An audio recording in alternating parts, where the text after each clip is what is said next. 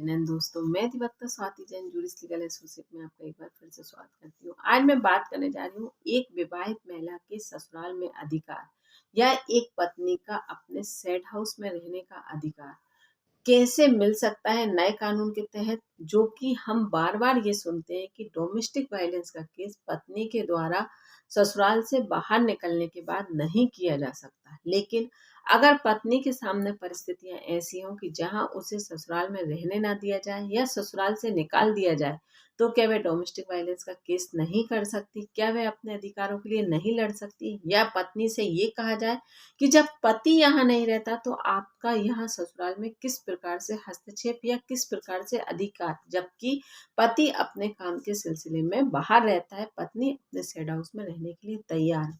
तो ऐसी कई परिस्थितियां महिला के सामने निर्मित करती जाती हैं, जहां महिला खुद कटघरे में खड़ी हो जाती है सही होने के बाद भी। तो आज हम इसी पर बात करेंगे। जानकारी पूरी पाने के लिए वीडियो में बने रहिए, और अगर अभी तक आपने मेरे चैनल को सब्सक्राइब नहीं किया है तो मैं आपसे रिक्वेस्ट करूंगी कि मेरे चैनल को सब्सक्राइब कर लीजिए ताकि आने वाली वीडियो की नोटिफिकेशन आपको मिल सके। चलिए बात करते हैं डोमेस्टिक वायलेंस को लेकर कि डोमेस्टिक वायलेंस में पत्नी के द्वारा ऐसा कोई एक्शन लिया जा सकता है, क्योंकि जबकि ये कहा जाता है कि जब पति और पत्नी के बीच में कोई भी डोमेस्टिक रिलेशनशिप नहीं है तो पत्नी डोमेस्टिक वायलेंस के तहत अपील नहीं लगा सकती। तो अब यहाँ पर किस प्रकार से इस केस में पत्नी ने अपने पक्ष को रखा और अपने अधिकारों को मांगा, आज हम इसी पर डिस्कस करेंगे। आप ध्यान से समझने का प्रयास कीजिएगा। जजमेंट की कॉपी मैं व्हाट्सएप नंबर पर आपको दे दूंगी। व्हाट्सएप नंबर मैंने डिस्क्रिप्शन में दे रखा है। कोई भी कंफ्यूजन हो तो आप पूछ सकते हैं, नहीं तो आप ये जजमेंट्स पढ़ेंगे तो आपको क्लियर हो जाएगा। बाकी मैं इस वीडियो में पूरा कवर करने का प्रयास करूंगी। चलिए अब हम बात करते हैं कि इस केस में होता क्या है। तो इस केस में पति पत्नी का विवाह होता है 2009 में। 2011 में उनके बीच में एक बच्ची का जन्म भी होता है, लेकिन 11 से 17 के बीच में 2011 से 2017 के बीच में उनके रिश्ते की परिस्थितियां ऐसी आ जाती हैं कि जहां पति के द्वारा तलाक की अपील लगाई दी जाती है। 2017 में पति की तलाक की अपील लगाई जाती है। उसके बाद 2023 में पति को तलाक भी मिल जाता है, लेकिन वहीं पत्नी के द्वारा तलाक की अपील लगाई जाती है और डोमेस्टिक वायलेंस का के लिए भी अपील लगाई जाती है। मतलब पत्नी के द्वारा अपील में ये कहा जाता है कि मेरे साथ घरेलू हिंसा ना हो, मुझे प्रोटेक्शन चाहिए और साथ ही मुझे परिवार में मतलब अपने सेड हाउस में रहने का अधिकार भी चाहिए। तो अब यहाँ पर ये चीज कैसे संभव हो सकती है कि जहाँ पति के द्वारा तलाक की अपील लगाई गई, तलाक मिल गया, उसके बाद पत्नी के द्वारा इस तरह से कदम उठाया गया है। तो आज हम इसी बारीकी को समझेंगे और हमारा फोकस पूरा डोमेस्टिक वायलेंस के केस पर है, तो हम इसी पर डिस्कस करते हैं कि यहाँ पत्नी के द्वारा अपील लगाई जाती है मजिस्ट्रेट कोर्ट में। मजिस्ट्रेट कोर्ट में ये कहा जाता है कि हाँ, आपके साथ घरेलू हिंसा नहीं होना चाहिए, लेकिन आपको जब आपका तलाक हो गया है तो आपको 1 माह के अंदर उस सेड हाउस को छोड़ने का आदेश दिया जाता है। मतलब आपको उस ससुराल में रहने का अब कोई अधिकार नहीं है, क्योंकि जब आप पत्नी ही नहीं हो, जब पति पत्नी के बीच में कोई रिश्ता नहीं है, जब आप पत्नी ही नहीं रही, अब आप एक्स वाइफ हो, तो आपको यहाँ पर उस ससुराल में रहने का अधिकार नहीं दिया जा सकता। तो आपको इस आधार पर 1 माह के अंदर ससुराल से बाहर जाने का आदेश दिया जाता है। पत्नी के द्वारा मजिस्ट्रेट कोर्ट के आदेश को सेशन कोर्ट में चैलेंज किया जाता है। सेशन कोर्ट के द्वारा भी सारे पक्षों को देखा जाता है, सारी बातों को सुना जाता है, लेकिन ये कहा जाता है कि जब पति के द्वारा तलाक की अपील लगा दी गई, तलाक मिल गया, तो आप उस परिवार में रहने के अधिकारी नहीं हो। अब आपको 1 माह के अंदर उस परिवार से नाता मतलब उस घर को छोड़ देना चाहिए। और यहाँ ये कहकर मजिस्ट्रेट कोर्ट के आदेश को बरकरार रखा गया है। लेकिन पत्नी यहाँ पर रुकी नहीं, क्योंकि पत्नी को ये विश्वास था, या ये मान लीजिए कि पत्नी अपने अधिकारों के लिए लड़ने के लिए रुकना नहीं चाह रही थी और वह अपने अधिकारों की मांग कंटिन्यूस करना चाह रही थी। तो पत्नी के द्वारा सेशन कोर्ट के आदेश को चैलेंज किया गया और हाई कोर्ट में अपील लगाई गई। जब पत्नी के द्वारा हाईकोर्ट में अपील लगाई गई तो हाईकोर्ट के समक्ष भी एक बहुत बड़ी बात थी कि जब पति पत्नी के बीच में कोई रिलेशन नहीं है, पत्नी के द्वारा यहाँ पर पति के द्वारा तलाक भी दे दिया गया, तो यहाँ पर कोई डोमेस्टिक रिलेशनशिप भी नहीं है, तो यहाँ पर डोमेस्टिक वायलेंस के तहत पत्नी को इस तरह से रिलीफ कैसे दिया जा सकता है। लेकिन हाई कोर्ट का जो जजमेंट है वो काफ़ी हद तक सुनने और समझने लायक है कि यहाँ पर कहा गया कि हाँ, ऐसी परिस्थिति में पत्नी उस घर में रहने की अधिकारी नहीं रहती।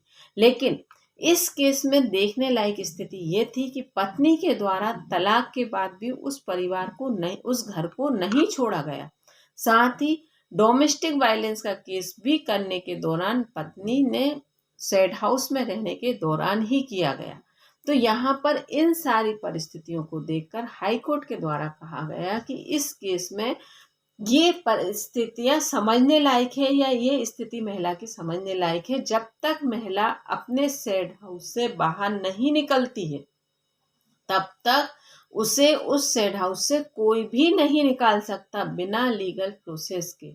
तो यहाँ पर एक पत्नी को उस सैड हाउस में रहने का पूर्ण अधिकार है। और जैसा कि मैंने आपसे सबसे पहले कहा कि डीवी एक्ट के सेक्शन 17 के सब सेक्शन 2 में ये स्पष्ट लिखा है कि अगर एक महिला को उसके ससुराल से निकालेंगे तो एक लीगल प्रोसेस में जाना पड़ता है, और इस लीगल प्रोसेस में जाने के लिए कम से कम मतलब अगर हम बात करें तो 8 से 10 साल का समय लग सकता है। तो यहाँ पर आपको उस प्रोसेस से जाकर ही, अगर आप चाहते हैं कि आपकी पत्नी ससुराल में ना रहे, तो आपको वहाँ उस प्रोसेस से जाकर ही अपनी पत्नी को अपने घर से बाहर करना होगा, मतलब उसके विवाह के जो सैड हाउस है उससे बाहर करना होगा।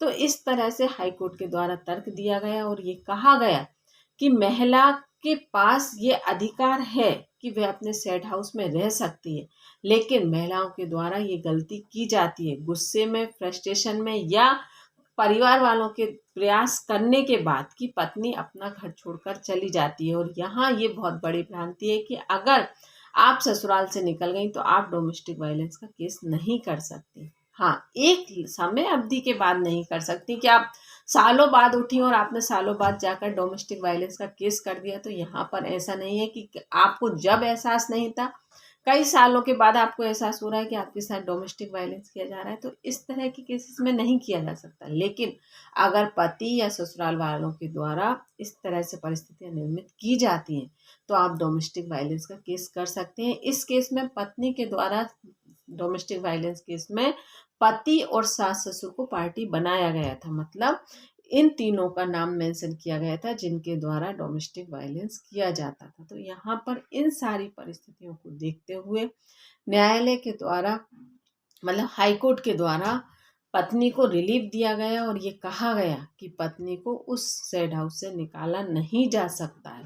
तो ये कहकर पत्नी को रिलीफ दिया गया और ये बहुत ही शानदार जजमेंट है उन महिलाओं के लिए जो सही हैं, अपने साथ स्ट्रगल सहन कर रही हैं। तो उन्हें ऐसा कदम उठाना चाहिए और इस जजमेंट से ये सबक लेना चाहिए कि अगर आप पहल करेंगी तो आपको अपने अधिकार मिलेंगे। अगर आप पहल नहीं करेंगी, अगर ये महिला डर कर घबरा कर बैठ जाती तो यहाँ पर चाहती तो 1 माह के अंदर अपना सैड हाउस से निकल सकती थी, लेकिन यहाँ महिला ने हार नहीं मानी।